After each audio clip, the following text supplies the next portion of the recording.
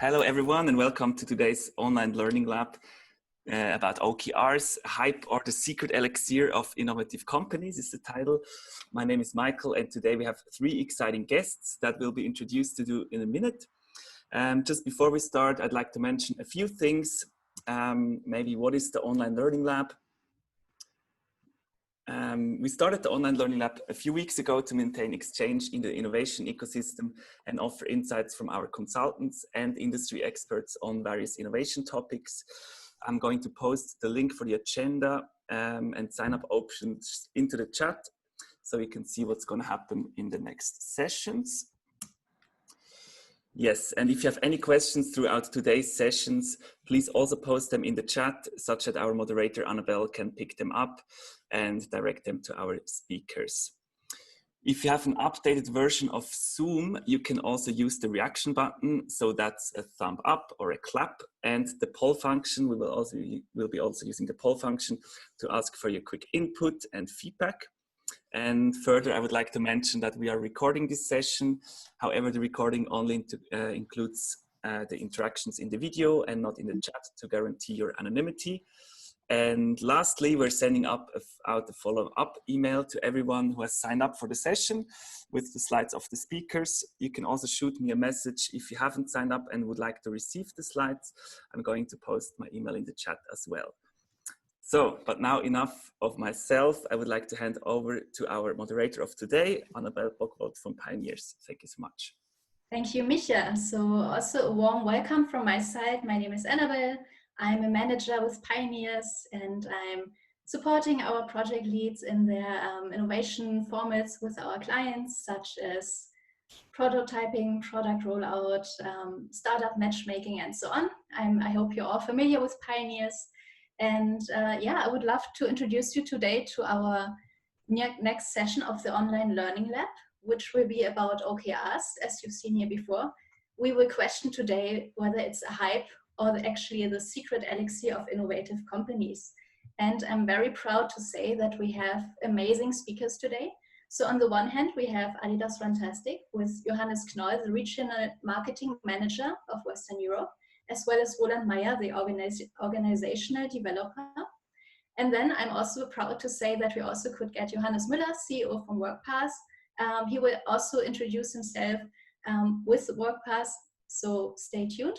And of course, we also have our innovation consultant, who will give a quick intro into OKRs and the basics. And for now, I would love to know who is actually participating in the round as well. So I would love to have everyone please to write in the chat who's in there, who's joining. And in the meantime, I will introduce you to the agenda for today. So we will start with the introduction to the OKR methods by Barbara Sasch, our innovation consultant. Then we will hop into market dynamics and use cases presented by Johannes Müller of Workpath. Then I would love to have an interview actually with Adidas Runtastic. So Johannes Knoll and Roland Mayer will talk about their insights of having OKRs implemented with Adidas, and they will let us know from their own experiences whether it's the secret elixir or whether it's just a hype to have OKRs implemented. Last but not least, I would like also to have a Q&A session, so stay tuned. You will definitely get the chance to talk with our participants for today, and we will also have a hands-on exercise on OKRs with you. So there's a lot of input for today. I hope you're all excited. I hope you're all ready and buckled up. So I would like to hand over to my great colleague, Barbara, now. Thank you, Annabelle. Let me just quickly share my screen so that you can also see my slides. Give me a second. So I hope you can all see my screen right now. I will give you a quick intro into the OKR method, an agile goal setting method used by startups, but also used by quite a lot of corporates in the meantime. And I will start with the topic of VUCA world. In a VUCA world, and a world that's highly volatile, where it's a high insecurity, where markets are complex, and there is also a high amount of ambiguity out there, it's getting more difficult for corporates to keep on the strategy of goal setting on longer time horizons or planning circles of 2 years or more. At the same time, we observe in our startup corporate collaborations in our day-to-day work as innovation consultants that sometimes startup and corporate collaborations are facing cultural clashes because startups tend to think in more shorter time frames, such as 3 months or quarterly circles. As an example, if you're a corporate and you're thinking in a startup corporate collaboration and you didn't decide yet if to collaborate and how could this collaboration look like, you might know that this tends to go on for months. This can cause, in the meantime, very gravely liquidity issues for the startup. Therefore, I kindly invite you in today's session to put on the startup glasses and learn about an agile goal-setting method, the OKR method, objectives and key results that makes it possible also for a corporate to plan in shorter time frames and to make sure that the next startup corporate collaboration will not face the cultural issues of different time feelings. Let's frame it like that. So this method is a method to set ambitious goals and also to track progress. As I said, it's not only used by startups, but also by corporates as Google, also far beyond Silicon Valley. You will hear about the best practices on the market later onwards. I would like to start with the fact that OKRs is somehow different to other goal-setting methods because it aims to set very ambitious goals. So it can enable teams to focus on the big bets and to accomplish even more than the team thought before it was possible, even if at the end they don't fully attain the stated goal. OKRs also help teams and individuals to get outside of their comfort zone, to really prioritize their work and also to learn from both from success and also from failure. So whether you are using any other agile goal setting method or OKR method like Google does, it helps a team to understand what it's working toward and how progress will be tracked and measured. And that's the important thing here. You all might know, and research has more than one time shown that committing to a goal improves employee performance, and it's also enhancing for employee engagement if I know as an employee which part of the cake am I contributing to the overall strategy of my organization. To get a better understanding how you know the method, if you know the method, I would like to start a poll for you. Does your organization work with OKRs right now? Please vote now.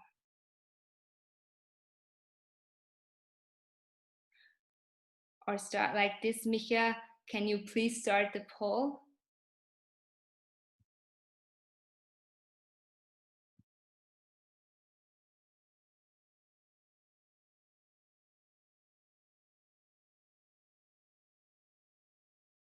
I hope all of you can see the question. Right now, I cannot see your answers. To not take too much of your time, I will just skip this question. Sorry for the technical inconveniences. And I will jump directly into the basics of OKRs. Excuse me, Barbara, we have seen the poll was working. Maybe it wasn't visible for you. So it's about even. We have 49% who already work with OKRs and 51 who don't work. So it's very evenly spread. A perfect mix, perfect to start into the methodology. So when we start setting goal objectives and key results, there are two questions we have to ask ourselves. The first one is, where do I want to go? This answer provides the objective per se. And the second one is, how will I pace myself to see if I'm getting there? This answer is provided by the key results. My tips for formulating objectives is just pick 3 to 5 objectives for your organization. Any more objectives will lead to diffusion within the team and insecurity. avoid expressions that don't push for new achievements, such like keep hiring, continue growing. Use expressions that convey an end point, such as if you climb a mountain to the top, if you're at the top, achievement reached. Make it clear and make it measurable. So use tangible, objective, and unambiguous terms for objective formulation. My tips for formulating key results would be 3 key results per objectives are enough. It's important that the employee, when reading his OKRs, knows what to do, that he does not have to check back with the manager 10,000 times. It's clear what tasks should be done. Key results are measurable milestones. So describe outcomes, not activities. It's not about helping anything to fulfill anything. It's about, for example, have one finalized business plan, that it's clear, and in the end, you also have the evidence of the completion of the task or not. Don't get me wrong, please, here, it's not a checklist. It's not about employee evaluation. It's to understand where to go. A topic that sometimes causes a lot of discussions is the topic of stretch goals. I imagine when you are in a corporate, working in a corporate, you may have goals and you may try to achieve those goals in order to get your bonus. Maybe you don't get a bonus, but you still will have to achieve your goals in order to be successful within the organization. Stretch goals try to push for more, to push even for the moon. So you describe your goals and objectives so far away from reality that it's a very well result if you reach 75% of the goal you set before. You have to be really careful when introducing to your organization, because employees tend to try to reach their goals because they used to do so, and when they fail, and it's always seen as failure the first time you work with OKRs, then they might be frustrated. So really explain them, it's to push for more, it's to broaden their mind to reach for higher goals. As mentioned before, OKRs are set in the quarter time frame, and just in this synonym of agile daily stand-ups, you can update with your team bi-weekly. Where are you going? On which task you have to focus? Where can you get resources from? And where put focus the next 2 weeks on? OKRs are always defined top-down and bottom-up. This makes sense when starting with top-level management that defines the goals on an organizational level, and it gives the path towards all the hierarchy levels below to align their goals with it. On the other hand, you all know that it causes that employees take ownership if they can do what they're passionate about. It's also engaging for an employee if the employee can contribute to the organization's goals. So they know the market, they know their field quite well, sometimes even better than top-level management, because they need to know more about the overall strategy of a company. So let your employees put their part and their goals, and the task for middle management then is to match the bottom-up goals and align them with the top-down organizational goals. Depending on how big your company is, OKRs are always defined on a company level and narrowed down through all the hierarchy levels to different team levels, and be defined on different teams, different OKRs, depending on the content they are working on. And another topic that's causing some major discussions is the transparency of OKRs. I checked with the Adidas Runtastic guys before. They allow me to show their sheet when Runtastic was not a part of Adidas before. It's on the way to their Mensa. Those are their former OKRs. Every employee can see them, can see what colleagues are working on, and sometimes it feels for an employee really uncomfortable to share with all the colleagues what you're working on. But on the other hand, It makes you feel equally treated by your organization because you know everyone has to carry their own package.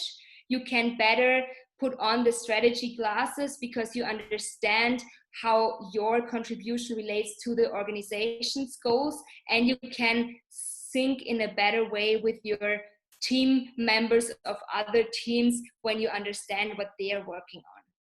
So it's in praxis, it's really lived that everyone puts their OKRs on a wall and everyone can look at it also. Last but not least, of course, we have to measure if we reached our goals. So there is an OKR grading system. It's really simple. Google uses a grading system from 0 to 1. 1 means you have fully achieved your goal. In our case, as 75% is already enough, you would have overachieved then. 0 would mean that you did not even open up the topic. And if you are around 60-70%, you're good on track and you still have to push a little bit. To make it more tangible also for you, I will quickly go through 3 examples with you. On the top line, you can see the grading scale. Our objective right now would be to accelerate an application's revenue growth. I just have to move this on my screen so that I can see it too. Perfect. You see, it's not measurable formulated, but therefore we have the key results. So our key results would be to launch a new referral program, to sign up 3 distribution partners, and to launch 4 revenue-specific experiments. You can see we have fully achieved our goal of launching the referral program. Now I come back to the stretch goals topic. Maybe it would not have made sense in terms of a content question to launch 2 referral programs. But you could have planned that, and then maybe you would have reached 1.5 referral programs, but therefore you would have anyway broadened up your customer reach on the market, even if it was not necessary. We see that we already succeeded with that. On the other hand, we need to push a lot more on terms of the distribution partners, and overall we are on a good track. Another example that I would like to show you is, wait, I'm sorry, I can't go on right now.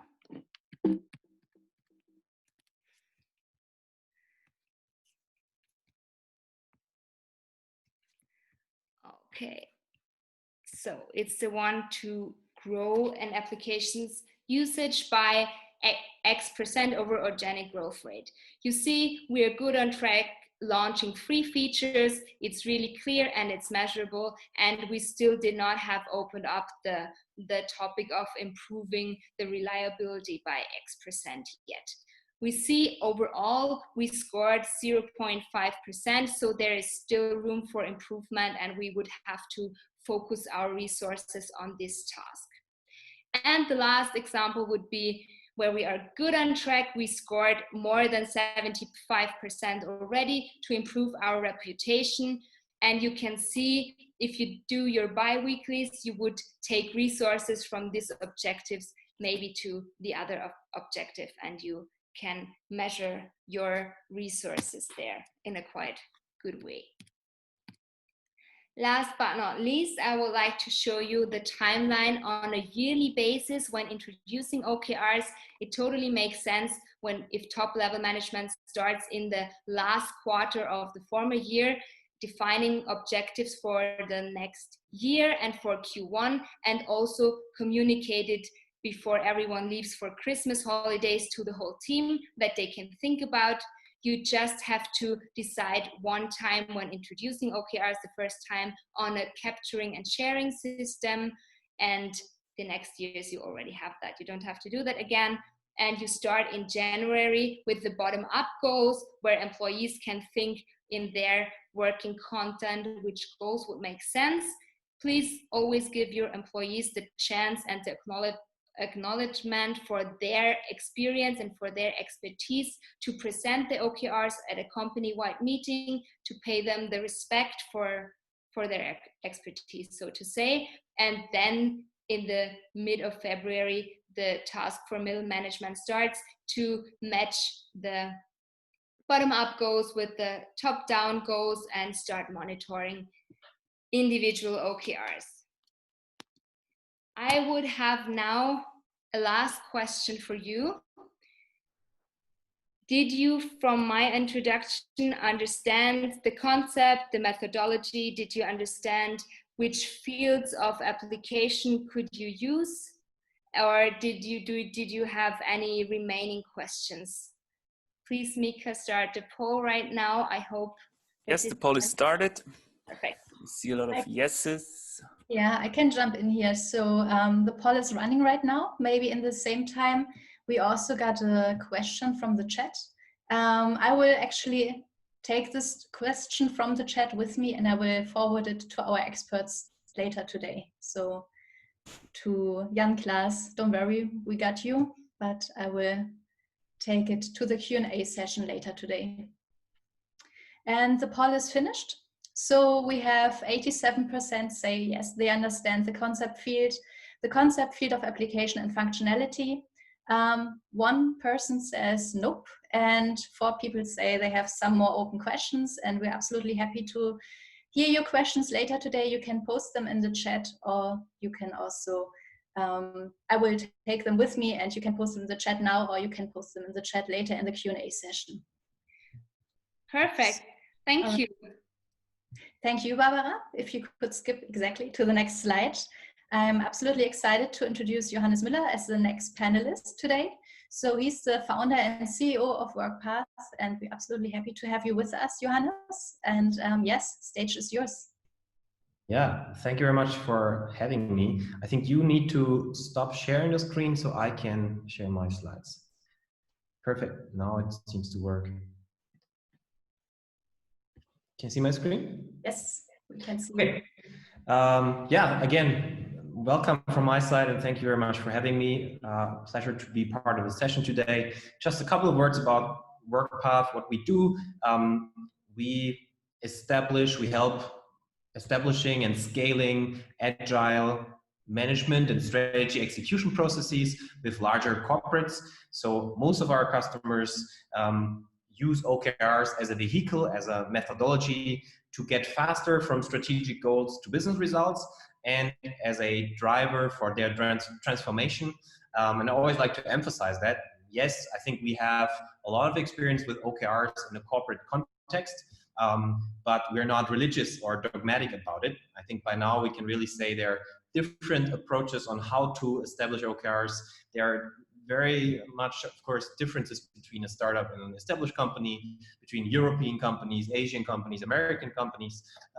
And I think we, particularly in Europe, but by now also a lot of international companies over the last couple of years, we gained experiences rolling out OKRs in global teams. Companies like Deutsche Telekom, IKEA, Scout24, SAP, Metro AG, usually with international units, roll out OKRs with Workpath with our software platform. So on the one hand, we are a software platform that's our core product for agile strategy execution. It's a collaboration platform and an analytics suite to establish these new kind of operating models, but also we build a whole ecosystem of content, trainings, partners, local events, and a global community of practitioners that work with OKRs on all levels of the organization. So if you have any follow-up questions later or want to get in touch, of course, I'm happy to get connected. But that's it about Workpath. A couple of perspectives I'd like to share from our experiences with these kind of companies. And I think it's always important to take one step back because OKRs clearly are a hype at the moment. Everyone seems to be talking about it. And I think we hear a lot of managers say, yeah, our management board, our CEO has just been to the Silicon Valley and now he also wants to do OKRs. And just for the sake of doing OKRs or because others do OKRs is certainly not a good reason. And I think if you just do it out of this reason, out of this initial impulse, you will have a hard time going through the change process, through the adaptation process of actually making OKRs successful in the long run in a company that is already established with a tradition and which is not digitally born, I would say. Yeah? So I always like to talk, first of all, what are the kind of principles of an operating model, of a collaboration model, of an organization model that OKRs help establishing. And if you as a management board say, no, we don't want that, or that's rather not the direction we are going, then OKRs might also not unleash their full potential. From our experience, almost every larger corporate, and not just corporate IT units, are in that kind of transformation. But still, I think it's important to start with the why. Why do we do OKRs?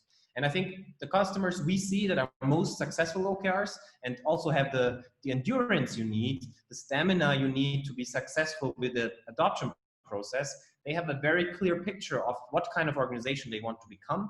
And they are very clear that they need to become better in decentralizing decisions. Yeah, so they need to give more decision-making power to the teams in the periphery, some say, who are close to the customer, because that's the only way of being fast enough in how their market works today. Yeah, so decentralization of decisions, and rather talk about what is it that we want to achieve, what is the outcome we define with our OKR, and then give some more freedom to the teams. How do we achieve that? Definitely one important driver. Then it's a lot about adaptive structures and adaptive budgets. So our customers usually, I'm going to come to that in detail in a second, they want to get away from an organizational idea of a rigid pyramid, an org chart that is dominating everything. And they believe very much in rather fluid teams, cross-functional teams that organize around shared goals, around shared value creation projects for a certain customer. So the idea of what is a team and can I be in different kind of teams becomes much more fluid and adaptive. And of course, then as a consequence out of that, also the idea of how you think about budgeting. Who do you give what kind of resources? Do you plan 2 years ahead, or is it rather smaller budgets on smaller strategic bets on smaller OKR sites? Customer centricity, I think every company has it in their elevators and pinned to their walls, but really with OKRs, you can measure customer centricity. Yeah? Do your teams know what kind of customer they're creating value for? A good OKR should have this kind of information in it. Yeah? Who's the customer of the value I am trying to create? And how do I measure if I create the value for this customer? Cross-functional teams I already mentioned. I think most of our customers are in the transformation from a functional silo organization to a rather product and customer experience oriented organization, where cross-functional teams have end-to-end ownership of certain processes and certain products. OKRs can be a great vehicle and great process to enable smooth collaboration, even though you might not be in the same functional team, not in the same box in your org chart. And last but not least, of course, we heard it earlier, increase in speed, yeah, increasing the frequency of planning, reviewing, learning, adapting. Very, very important driver. I think OKRs are a great indicator and a great catalyst for companies that have understood that efficiency and control are important, but adaptiveness and speed are far more important today. I'm not going to do like a deep dive into organizational models, but I think it's really important to understand these kind of principles behind the idea of OKRs and what kind of change processes OKRs usually trigger and can help supporting. Because if you just introduce OKRs without that kind of awareness, your OKR introduction will most certainly fail. And I think it's important to be aware of the established organization model that also dominates the idea of how most of us think about goal setting. Yeah, it's the idea of a tayloristic organization, rather centralized, where goals trickle down the org chart, the hierarchy, and strategy is executed through, and usually exclusively through, the direct reports and these reporting lines down the pyramid. And this kind of model has its legitimacy. Yeah, it's efficient, it's controlled, it's very stable, and for the last 100 years, those have been the most important success factors. But It's also slow, it's intransparent, it's usually not very customer-centric, it's too disconnected. Teams that actually should work together are specialized in their silos. So the new idea, the kind of organizational model, how people work together towards a shared goal, is more and more the idea of a fluid network where teams from all kinds of different units can come together and use the shared OKR as a vehicle of creating value for a customer, of measuring together, do we actually create that kind of value?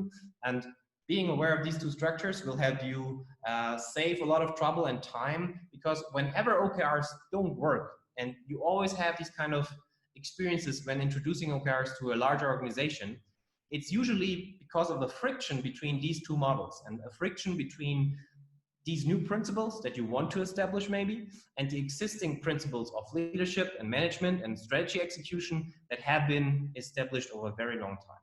Yeah? So be aware of these different models, and then OKRs can be a mirror for the organization. It can show you where you are not at the point where you actually want to get, and it can be a great framework for have the right kind of discussion going through that transformation. Yeah?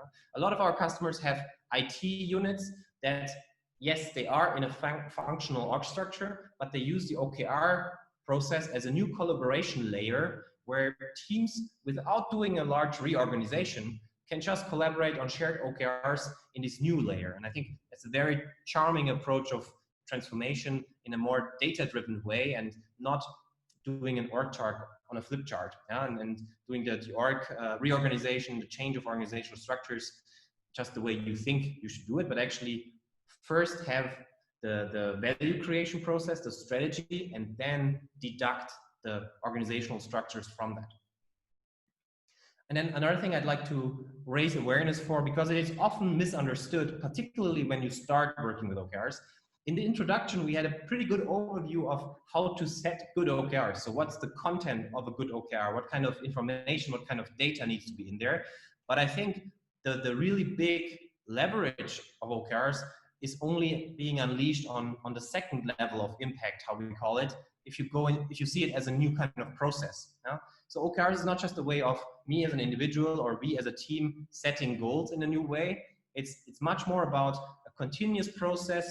Every 3 months, you go through a new cycle where you set goals with other teams together, where you align resources across business units, where you have weekly check-ins, update your data, update your confidence level. You generate much more data and you have much more horizontal awareness. It's much more focused on continuous learning and adapting compared to traditional goal setting processes. Yeah? So it's not just a framework to set goals in a new way, it's a framework to plan, to align. It's a real process, something that has to be brought to life. And the other important dimension of OKRs that is often underestimated is the amount of data you can generate if you do OKRs in a scaled environment. Yeah?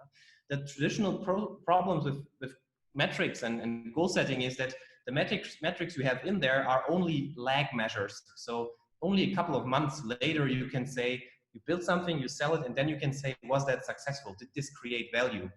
You cannot really manage a team in a fast-moving environment like this. So with OKRs, you can not just develop new kinds of skills in your teams to find the right kind of metrics, defining outcomes that they actually can influence, but you also extend your working to like your toolbox as a CFO or as a manager with new data that tells you much earlier, are we going to achieve our OKRs? Are we going to achieve our traditional KPIs? Or do we have to change something? So I think there's a good saying which goes, managing a company and only looking at financial KPIs is like driving a car and only looking into the rear view mirror. And I think with the OKRs, you can really open up that front view and have leading indicators that tell you earlier, how's the strategy execution going actually. Here's just a couple of examples of new data that help you identifying problems in the strategy execution. And based on that, and already coming to the end, based on these metrics, it's also much easier to, before rolling out OKRs, defining how do we want to measure the impact of OKRs. I think it's always important to sort of have a business case for OKRs. How do we measure if this has the positive impact on our baseline, on our growth, on whatever you choose to improve with the OKRs?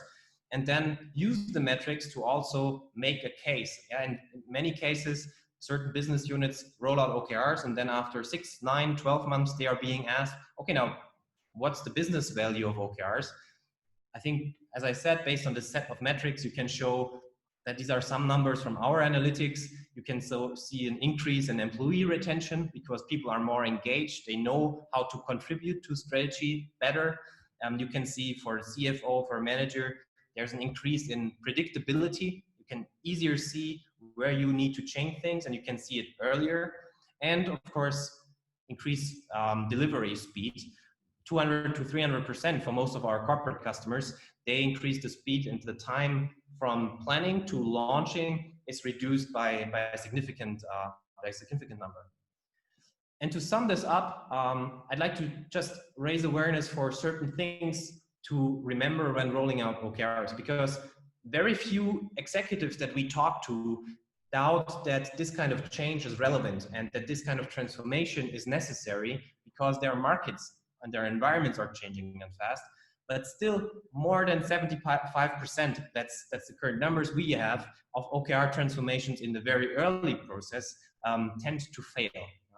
And we have that kind of rollout framework that helps you navigate through such an OKR adoption process. And it's always about these 5 building blocks. First is vision. Number one problem, if a company and the leadership cannot tell why do we do OKRs, what's our organizational vision with this process, people will not engage enough. They will not have the persistence needed to make OKRs successful. Start with why of the OKRs. Action plan mainly is about data. How do we measure if OKRs are successful for us, and how do we measure that on certain milestones and time horizons, and what do we do for that on a quarterly basis? So it makes sense to have OKRs for the OKR process, actually. Skills, which is about enablement. If you just let your teams do OKRs, they will be afraid, they will be overwhelmed. If they are not really capable of setting good goals, you see rather them avoiding the new process and actually engaging in it. So providing them with training and skills in the beginning is, I think, a really important prerequisite of making OKRs successful. Resources, it's not about money, it's about time mainly, knowing that this will take some time to learn for your team. So you need to give this time to all the teams, to all your leaders, to invest in goal setting workshops, in alignment workshops, in reviews. This will take less and less time, and ultimately it will save you a lot of time, but in the beginning it's just an invest that you need to be willing to make. I think OKRs are particularly successful when the leadership team has understood this is a very conscious investment in our operating model and our resilience and our speed, our adaptability of the overall business. And last but not least, incentives. Again, it's not so much about financial incentives, it's about how do you motivate and incentivize the people, the teams that are successful and that can be role models with OKRs early on. Yeah? How can you tell their success stories to get more and more teams interested and engaged in the process? How can you engage with them? How can you give them a stage? So you have these early starting areas, and from there it usually spreads virally if you incentivize the pioneers early enough. And I think with that, I've given a good overview of these 5 dimensions of what to think about when rolling out OKRs. I've shared some ideas about how can you measure the business value of OKRs. Think of it, it's not just a framework to document goals, it's really a process, and it's an analytical framework. It provides you with all kinds of new metrics to manage a company successfully and to not just driving car looking into the rear view mirror. Thank you very much for your time. I hope I didn't run over time too much. If there are any further questions, happy to answer them now or later. You can also reach out afterwards, Johannes@workpath.com, always the easiest way to get in touch with me. Thank you very much, Johannes. We are absolutely happy to receive questions for you in the chat, and we will have the Q&A session after the interview with Adidas Runtastic. And thank you so much for your presentation. Actually, you had still 5 minutes left, so if you feel like you want to mention something, then feel free to announce it. If not, I would then also share my screens actually. And give me one more second and let me find the share button. All right. So now I would love to welcome, let's see, Johannes Knoll, the Regional Marketing Manager of Western Europe in Adidas Runtastic, as well as Roland Mayer, the organizational developer from Adidas Runtastic. So welcome, you two. Happy to have you aboard. Thanks for having us.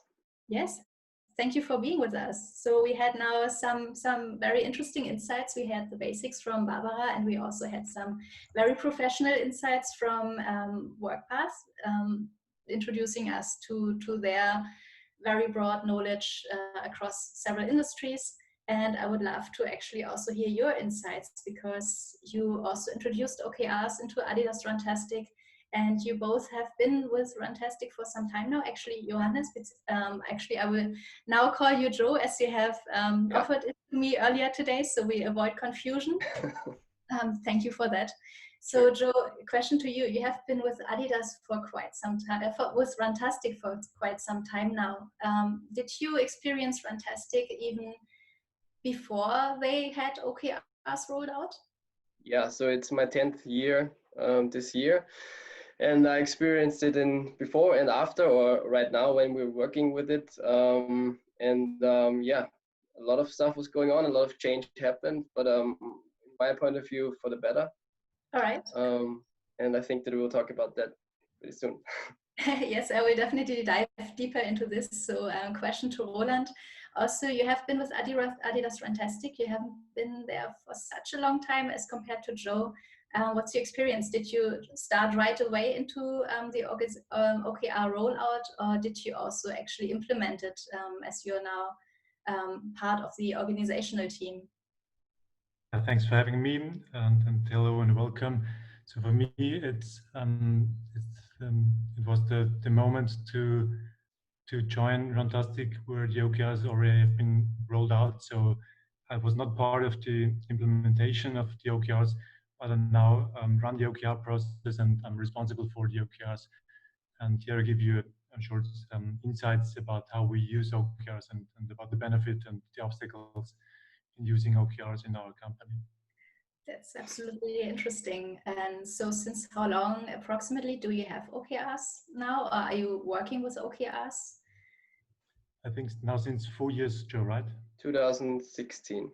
Okay, 2016. So you can probably already let us know what's your first impression. Is it a hype, or is it a secret elixir? Are there any advantages, disadvantages? We will definitely dive deeper into this in the next question. But for now, I would like to know, feel free to answer whoever feels he can answer the question better. But what do you think is the impact that the OKRs have? Can you already see it? Can you feel it? Yeah, so maybe I go first from actively working with it. I think I could see it in a pretty fast way, and not like thinking about a few weeks, but obviously it takes time. But I have way more focus when I work with OKRs, and I get the idea that I understand the whole company better, how we work together, how teams work together, and especially what I can what basically I can get from other teams, because it's very transparent, and I understand how they work better, and the dependencies between the teams, and who dogs into which team, and so on. And so I think just from a efficiency point of view, I can see it really fast for myself. I even started to make OKRs for me as an individual myself. So from the team OKRs, I derived my personal OKRs again. Can be too much, obviously, but for me, it worked fine. And you just know what to work on due to the whole workload that everybody has. You can easily kick topics that are not like going into the focus topics and the OKRs. And at the same time, I know where to put my resources, where do I really put effort into, and what not, and what am I really responsible for, and what not. Great. Yep. Maybe to add something, I support the idea of Joe. Focus is one of the biggest topics. And when I look back, when Peter Drucker announced the management objectives approach in the 1950s, I think then Andy Grove started implementing that at Intel, and with this focus of alignment, and not only to trust the people that they know, that they find new ways in order to reach our goals, but to be aligned as one team to follow our company strategy. And that's, I think, one important point. When you implement OKRs without having a connection to the company strategy, without having a connection to the mission, why we exist, then you will fail. And this is an important point to focus and to be aligned as one team to execute your company strategy. Absolutely. Maybe I want to add here to what Johannes said at the end of his presentation. I think what Runtastic as a company did really well, or tried to do the best they can at this point, was to let the team know why we want to do that and how we plan to do that, so that everybody really understands where we're going and that we're pulling into the same direction as effectively as we can. And that it takes time to learn how to set up your goals. I mean, I can still remember it was really hard to define 4 or 5 objectives and then about 4 key results. Like, that's nothing you're really used to when you don't work with this format. So you really have to learn and to get like what is an objective, how do I put it, like what should the name also be, and then even more important in the key results, like how do you phrase the key results so that you can really know what should I do and how do I grade it. I think we've always been a company with really high goals, so trying to get the moonshots was not so hard for us, but obviously the objectives were always put in a way that you feel like a little bit uncomfortable, like can we really reach that? Can we make that? But when you learn how to set this whole thing up, when you learn how to phrase the things and really know what your responsibility is, I felt really good working with it. It sounds really great. So you already mentioned it. There's a high learning curve or steep learning curve included. So would you say there are some pitfalls for our audience that they should be aware of if they do it for the first time? Maybe it's a topic of mindset. You will never be perfect in phrasing OKRs. You will never be perfect in phrasing key results. I think the main aspect is you want to develop as a company, and development quarter by quarter, and you can learn, you can review, you can learn from the past quarter for the next quarter. And maybe it helps not to set your goals too high to be perfect. And the learning curve is for me the most important one. And another pitfall could be to find the balance. You mentioned that between ambitious OKRs and realistic OKRs. When you set too ambitious OKRs, you lose your people.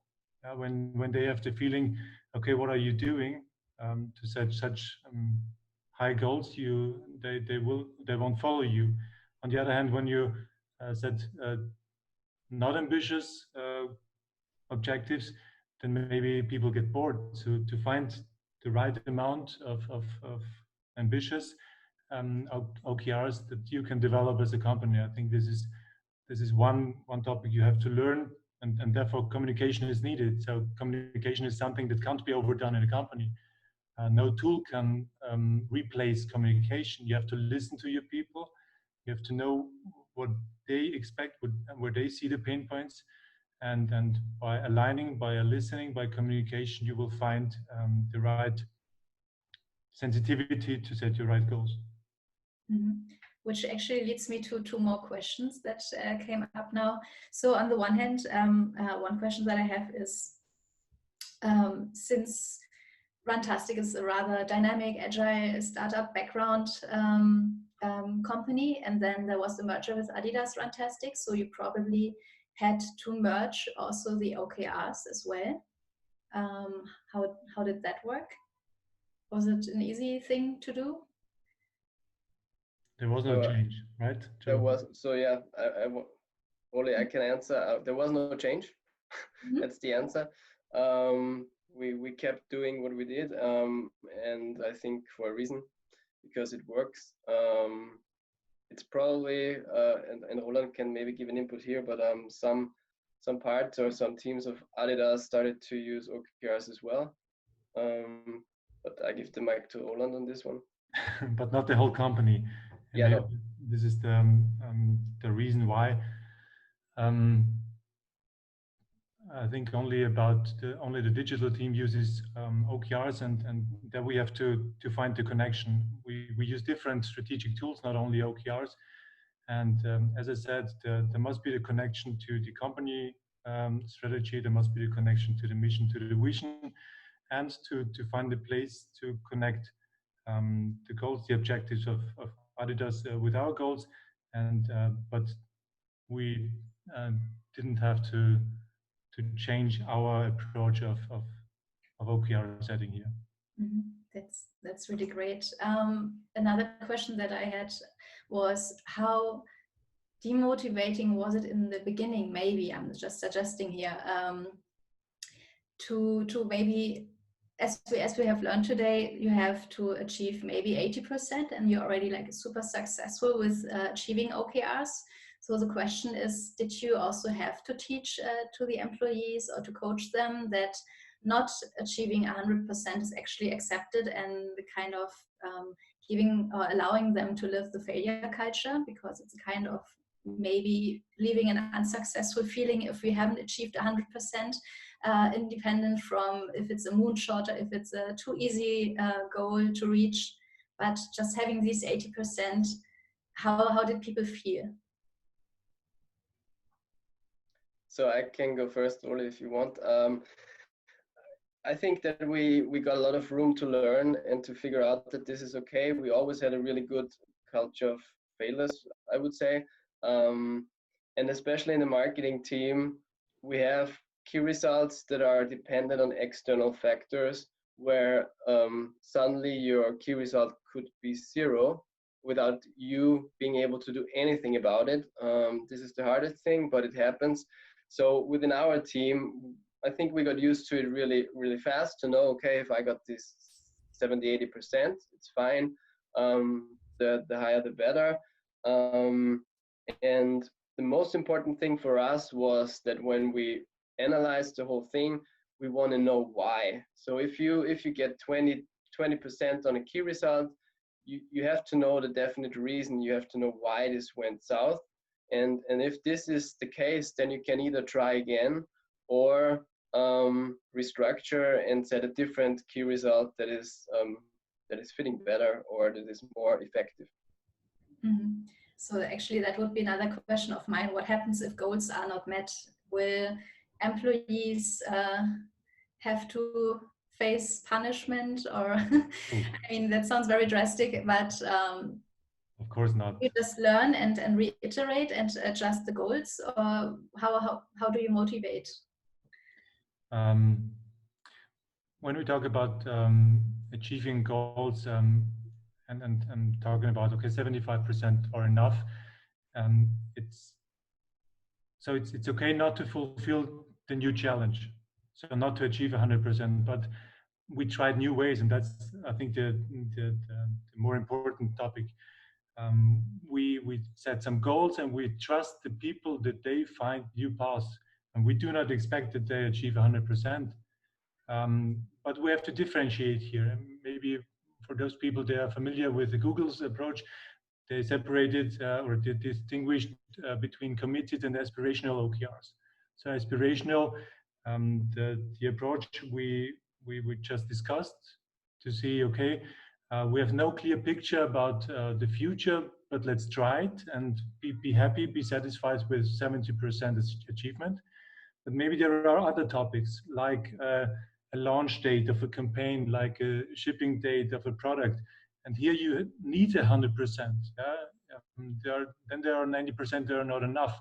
And here you have to distinguish between, do we talk about aspirational OKRs, try something new and be satisfied with achieving not 100%, or committed OKRs, where we know, okay, in this topic we need 100%. This is something I want to add here. Mm-hmm. All right. Thank you. Thank you very much for these insights. Another question would be, sorry, I get confused because I already received the questions from the chat, but just to announce everyone, feel free to add them. We will have an open Q&A session in 5 to 10 minutes. And I would like to get some more insights now from Adidas Runtastic in this personal interview. So another question was, would you say that OKRs are critical for success? Would you say you cannot live without it anymore? Or would you say it's a nice to have, and yes, it improved our way to work, but we don't need it? I mean, it's a nice to have, but not a must have. I can start here. I think it's a tool that helps us to focus.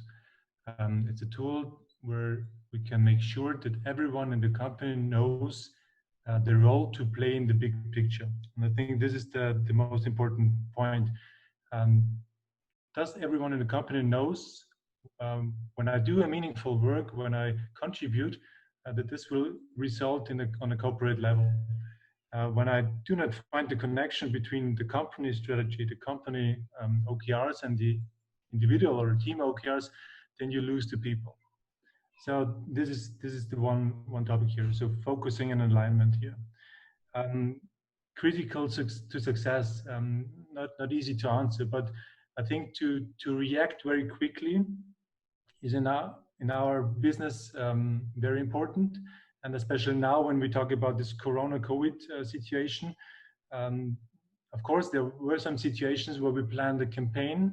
We had a fixed date to launch a campaign.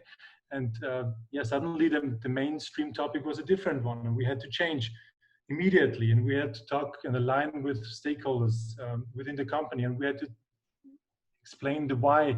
Why do we have to change? And I think this helps not to have yearly goals, because otherwise we had to stick to our plan. It is helpful to have this quarterly OKRs to react very quickly and to change our direction if necessary. So. All right, great, thank you.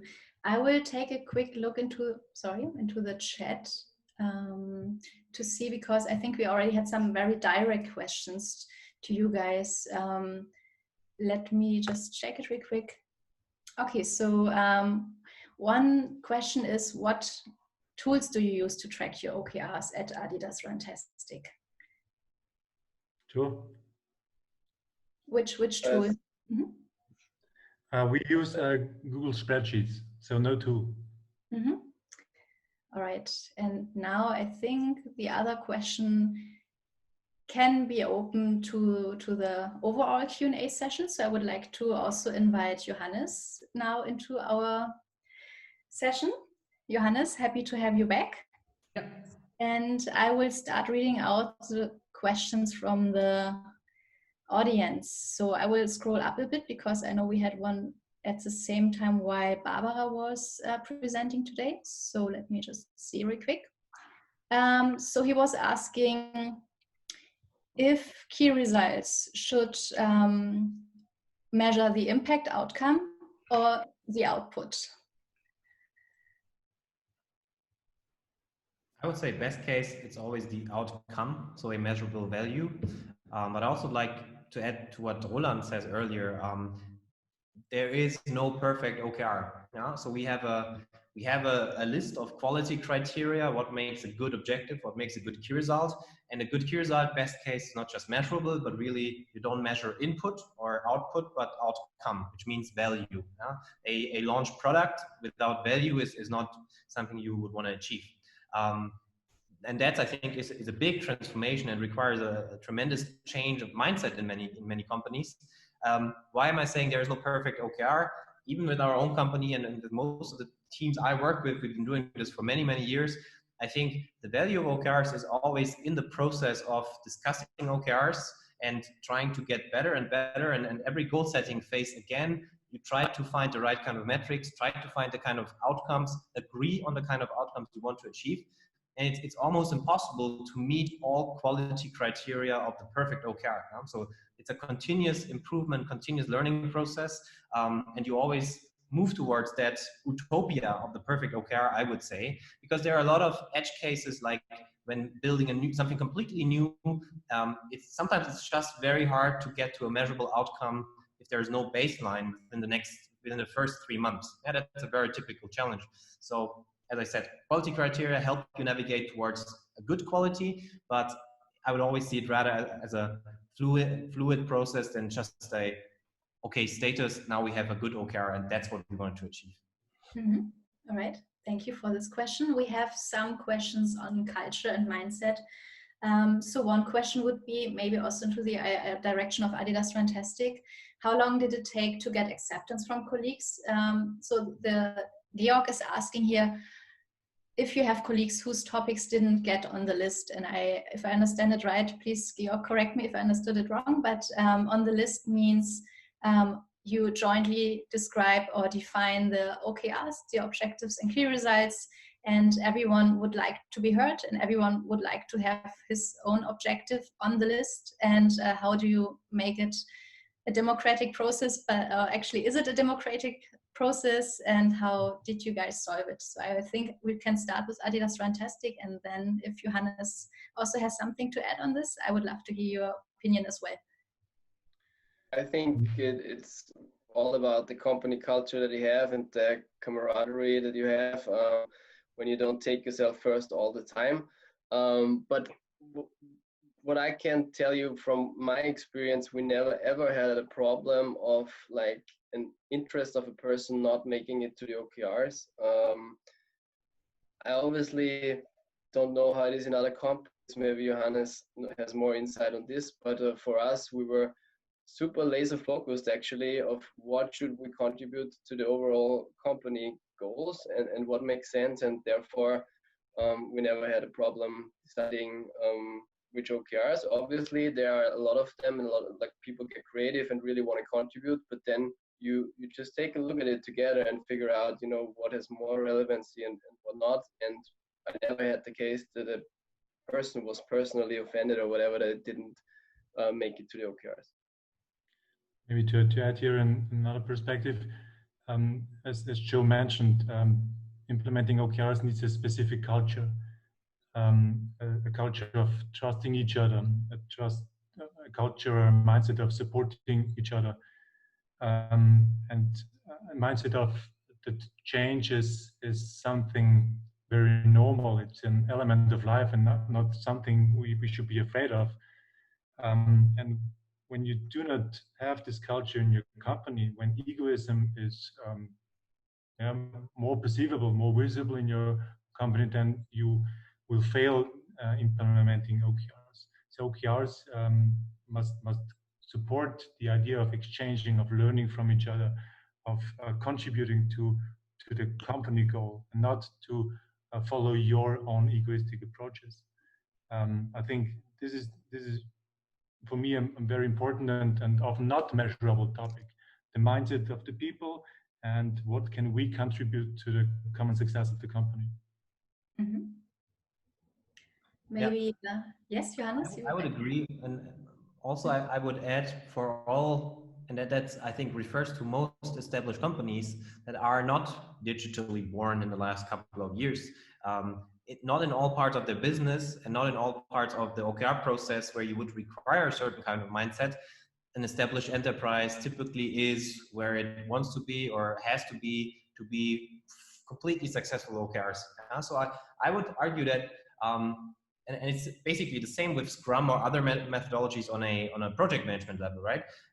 These new kind of methodologies, if applied well, and if you know as a leadership team, as a management board, where to go with it, how to read the company's reactions on the OKR process, I think many of our customers see OKRs as an infrastructure for the change, for the transformation, because I think many principles of setting outcomes, setting measurable goals, setting them together, I would say OKRs is more like an open source toolbox, and there are many, many building blocks that some of them work for everyone from the beginning, some you need some time. I wouldn't say you need to be here in terms of culture and only then OKRs can work. I would rather say pick the right kind of elements, get started, and the key then really is seeing OKRs as a continuous feedback process every 3 months you are reviewing the goals and the process from the last 3 months, and you start into a new cycle. So it really focuses on learning, and also on for the management team, a continuous analytical and reflection process. Where are we with our organization? Where do we want to go? And also, where's our culture not at a point where we need it to be successful in the future? Yeah? So think of it as continuous feedback loops, and also it's a transformation that never ends, because your framing conditions, your markets will change, and so should your OKR process. I would be a bit less. It doesn't have to be the Google process, or it doesn't have to be the Runtastic OKR process. I think you can really make it your own. You need to make it your operating model, and from there decide how fast and how far you want to go with regards to other companies' blueprints. Yeah? I think it also refers a little bit to the question from Dirk Ploss that I read. Seeing OKRs not just as a canvas or a framework where you write something in and then handle it the way you did handle goals in the past, but seeing it as a continuous communication, collaboration, analytical framework, I think shows that it's not what is the OPSP, because we also run by Rockefeller Habits and the Scale Up book. I think that's a good differentiation. It's not a template, it's really a process for organizational development, particularly in larger organizations. Yes, so I'm jumping in here. Exactly, you already said that you read the question of Dirk Ploss, so I will also announce it to the rest of the audience. So we are talking about, or we're questioning today whether OKRs are a hype or a secret elixir to success. And thank you, Dirk, for your critical questions. So he's asking, do you think that it really needs OKRs, or what's the difference or even an advantage of other frameworks such as the one-page strategic plan or the Rockefeller Habits? Johannes just mentioned it before. I must admit, I'm not familiar with these frameworks. Maybe you guys have some more insights on this, and you can actually describe if there are any upsides to this, or if there's anything. Probably both have advantages and disadvantages, but yeah, if you guys feel like you can answer this question, feel free to. Sorry, I have to hand over to Johannes. Maybe he's the expert here. So yeah, as I said, we work with that framework. And also, I think that the whole scale up work with the Rockefeller Habits is a toolkit. I would rather say it's complementary. Yeah, I think it's important to understand that OKRs, it's not just about goal setting, it's mainly about strategy execution and learning during the strategy execution, continuous adoption.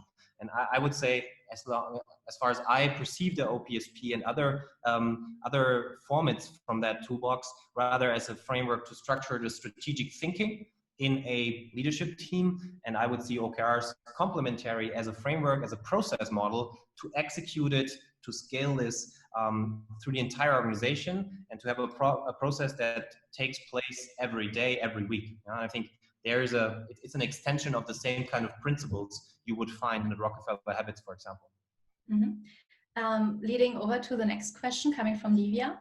So she's asking if how strict are you on your objectives and key results? So for example, if there's some unforeseen thing happening such as COVID, as we're living in a VUCA environment, as Barbara mentioned it earlier today, how much are you stuck with your OKRs for example, the next quarter? Are you allowed to adjust them dynamically? I mean, you probably have sprints, weekly sprints, and so on, but are you allowed to, I don't know, lower your ambitions, for example?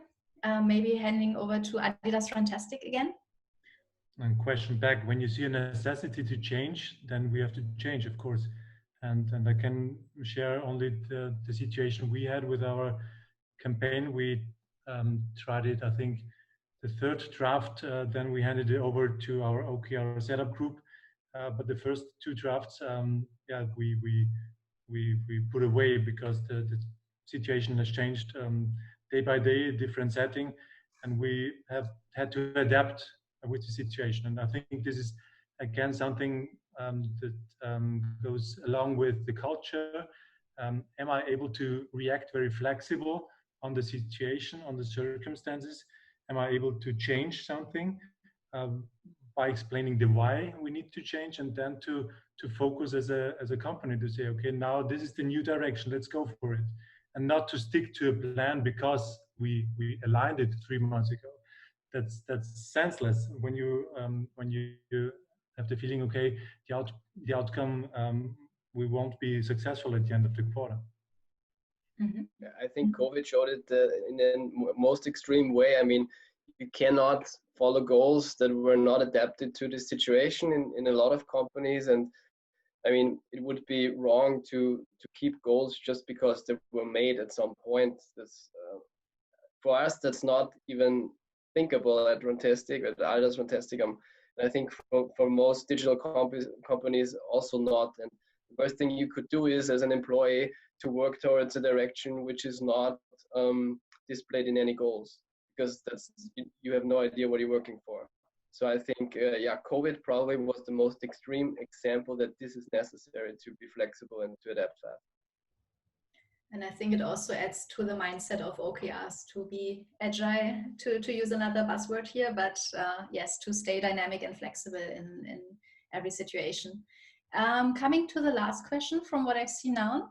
So we have Tanya from Fratello. I think it's a startup. So they're considering introducing OKRs into Fratello, and they currently have 26 team members, and they are wondering whether they should define OKRs with the entire team, or if they should directly jump into the company OKRs plus some individual team OKRs. And meaning the individual OKRs, they have some teams of only one person. So this would be very individual OKRs. And she's wondering, how can you now implement OKRs into this new startup of 26 team members, some lone wolves basically, and having OKRs now implemented.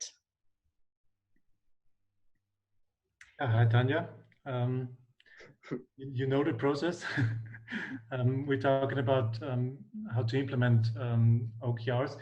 I would say, so we do have the OKRs only on 2 levels, on a team level and on the company level, not on an individual level, because for us it's the topic of the culture of a team is more important than the individual. And I think implementing OKRs on an individual level would not support the idea of supporting each other to achieve the success as a team. I think the result would be more to challenge and to go more the egoistic way. But when implementing, I prefer to do it in the whole company, in alignment with the whole management, because without management, I think it's senseless to implement OKRs here. May I refine my question? So what I actually meant is, so we're thinking about introducing it, and as we are a rather small team still, we're thinking about either does it make sense for the first trial to just implement it on a company level, so merely have company OKRs for the first time where like all the teams are paying into, or should we directly start with having company OKRs plus team OKRs? So we're not thinking about individual OKRs, but team OKRs, but we're wondering if we should merely do company OKRs for a start to get people adjusted to the process as we're rather small, or directly jump into company plus team OKRs. What would you recommend? For me, both alternatives would be possible. I'm not sure if Johannes, if you have an advice here to go the first or the second alternative. Yeah, as it's only 3-month cycles, at least I would recommend 3-month cycles in a startup. And the answer is try it out. And I would always recommend to start simple. So I think I would, with 26 people, would start with a shared set of company OKRs and not more on a quarterly basis. I think if you do that, it's particularly important to have clear ownership. So still every key result needs to have one owner being responsible, like 26 people being grouped around a set of OKRs. Without that, you will have less impact than you can. I would expect you then within 6 to 9 months to come to a setup where you have annual OKRs for the company and quarterly team OKRs. But I would start small and just do a good review, a good retrospective at the end of the first cycle, how it went. Right. Thank you very much, Tanya. I hope your question was answered. Thank you again to our participants and speakers. I would like to hand over to Barbara now, because we are now practicing what we have learned for today. Barbara, if you would like to share your screen. Thank you, Annabelle. It's true, we want to try a little experiment with you. You are now invited to actively contribute to today's session, so you will get the chance to try out the OKR method. In order to do this, I will present to you a use case which we invented before today's session. And for this use case, we will then ask you to put your suggestions for objectives and key results into the chat function. I will leave them uncommented and will put them into the sheet. Annabelle is going to be so nice and to read them out loud that I can hear it and put them in.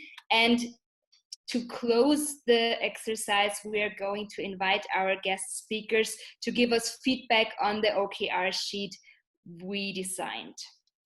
So I will start right now and open the exercise. And when we see it, I will read out loud the use case to you to understand the situation we are in. So Martina left Austria 10 years ago for a Greek island, dedicating her time completely to build her own surf school with a stable customer base visiting her from all over the world. Recently, she built a prototype for a light and foldable surfboard that she wants to bring to the market.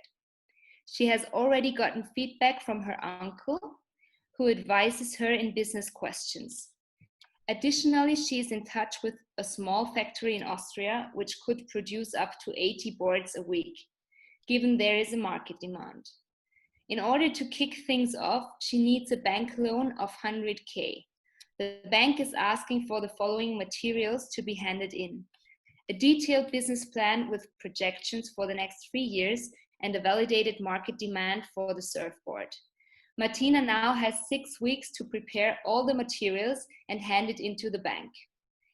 So I would really like to ask you to step into Martina's shoes and provide some suggestions for objectives that we can work on right now for Martina's next 6 weeks.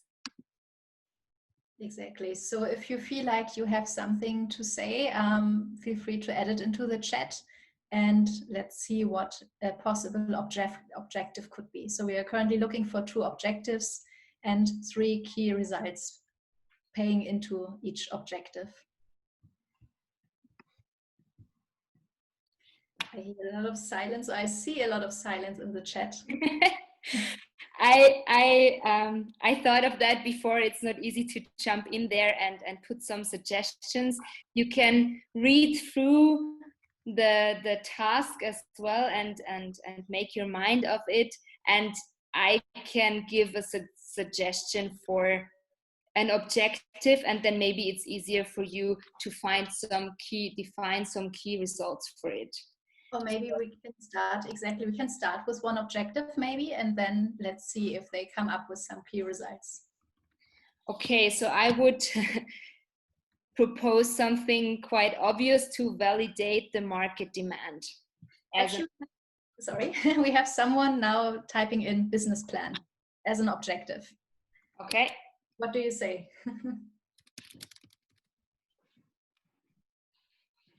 Okay, I will leave it like that and see if somebody comes up with key results for this kind of objective. Mm-hmm. Question to Bastian, who also wrote into the chat. He says resellers. Bastian, maybe you can also help us with this. What do you understand as resellers? Is it an objective? Is it a key result? What are you aiming at?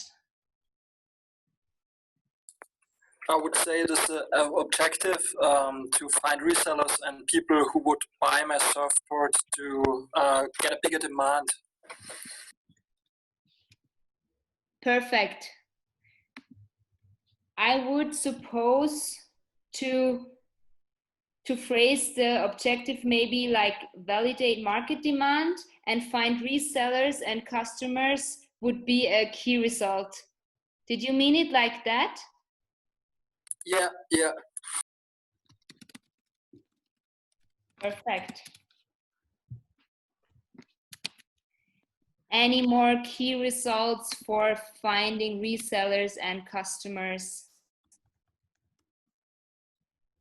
Not yet. So we can maybe think about, okay, I think we're having a first key result from Divya. So prepare the business plan and approach bank A, B, and C. Perfect.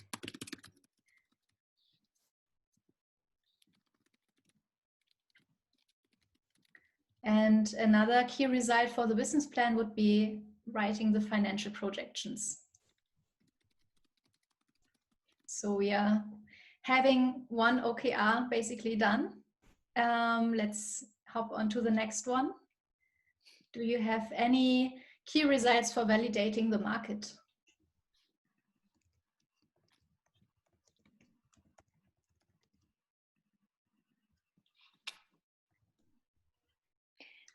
So David suggests pre-selling on Indiegogo or Kickstarter.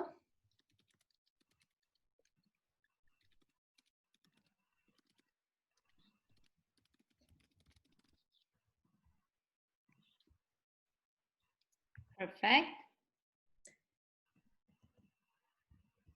Let's see if there are any more. We need one more key result. I'm sure there is one hidden somewhere in our audience. Okay, so we have from Georg survey of accepted price for the boards.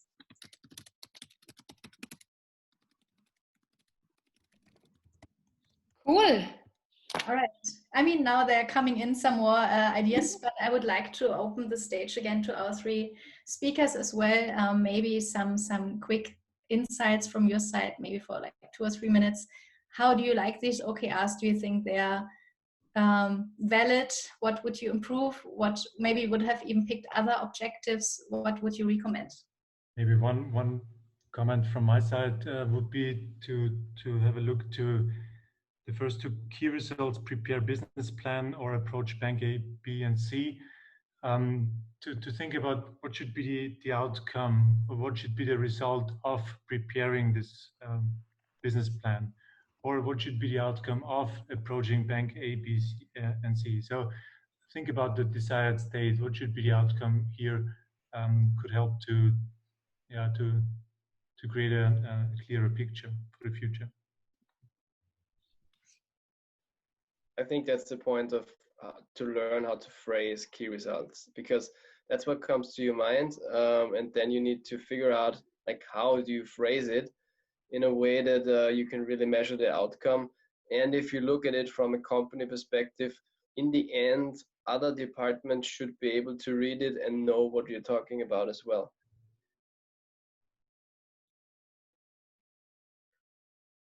Yeah, not so much to add. I think for such a very short time, impossible to get out with great OKRs. I think it's very legit in the beginning to collect topics.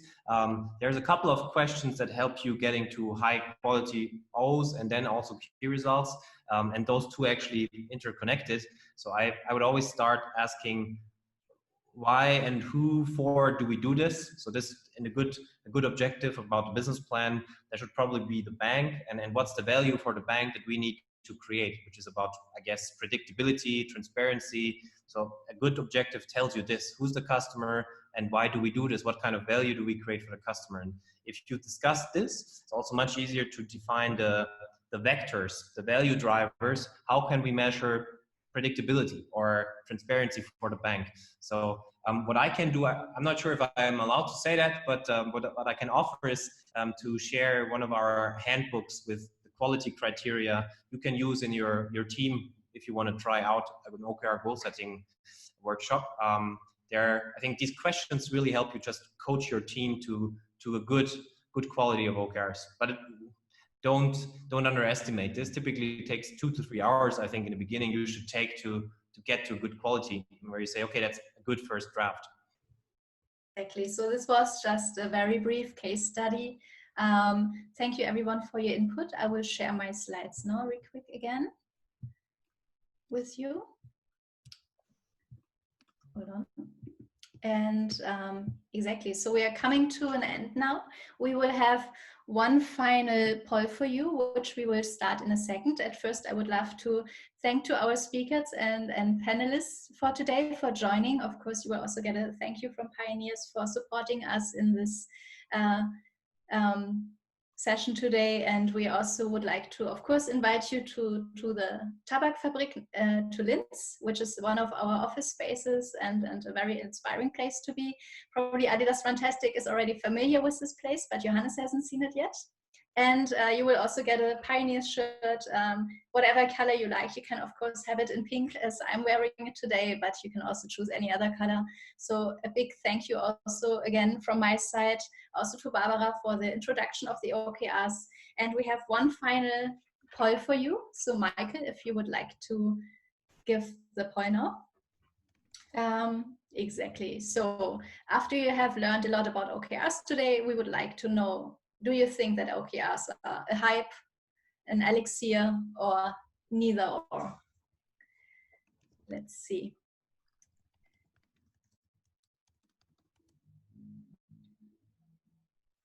I'm waiting a couple more seconds because not everyone has voted yet. So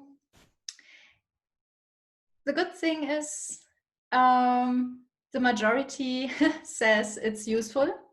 However, people say it's also a question of mindset and therefore also of culture. So it also depends on the organization. Thank you very much for sharing your insights with us. And for now, I would then love to hand over to Michael.